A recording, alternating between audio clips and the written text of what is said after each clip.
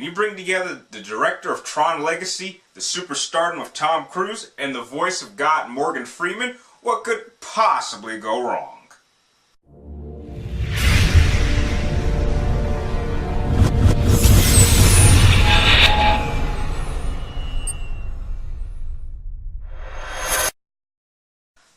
Oblivion was directed by Joseph Kosinski, who, as many of you may know, was also the director of Tron Legacy. Now, the plot deals with this alien invasion that happened 60 years ago. Now, in order for the humans to win, however, they had to pretty much destroy what was ever left of the planet after the moon was destroyed by simply nuking the entire place, therefore making Earth completely inhabitable by humans and forcing all remaining humans to have to move to the moon of Saturn Titan. And so Tom Cruise and his partner/girlfriend Victoria are kind of the mop-up crew. Their job is simply to make sure that all the drones are repaired and are protecting these giant generators which is draining up the ocean water, turning it into fusion energy and sending it off to Titan so that humans can live.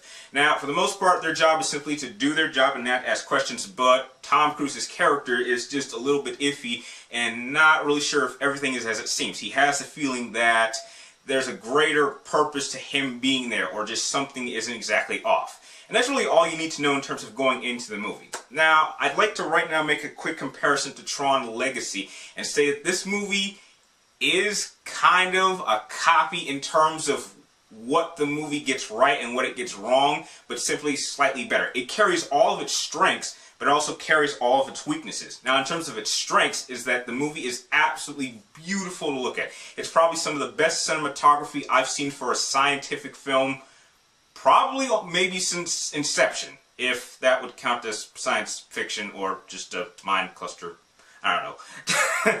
And the soundtrack is really well done. I'm not sure exactly who made the soundtrack for this movie, but they needed an award because they actually have a way of creating the right sense of tone depending on the exact situation which is happening on the screen. So if there's an action scene going on, then the music is very fast-paced and thrilling. And if it's kind of a subtle moment, it has those subtle type moments which kind of get you emotionally interested in the characters and exactly what they're going through.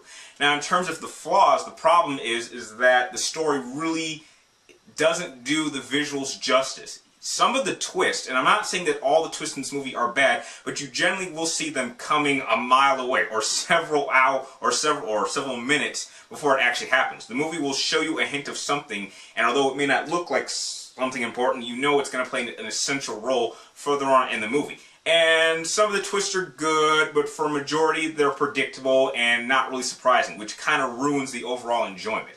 Another problem that this movie suffers is that it doesn't really take time to flesh out all the characters. Outside of, I would say, Tom Cruise's character of Jack and maybe in secondary condition Victoria's, the rest of the cast is just not really well developed. Now, if you've seen the trailer, you know that Morgan Freeman is apparently the leader of some little small resistance clan.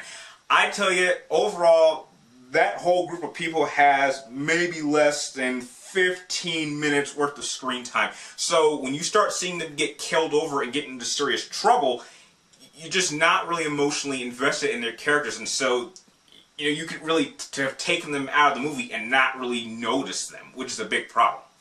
And one little mention that I will say is that the drones in this movie are probably some of the most scariest drones I've ever seen. If John Connor from Terminator had to take on a whole army of these things, the human race would probably have been wiped out in about an hour, because these things are very accurate in their shooting, and that makes them pretty creepy screaming noises, which kind of gives the animalistic side of a robot, which is kind of scary to me.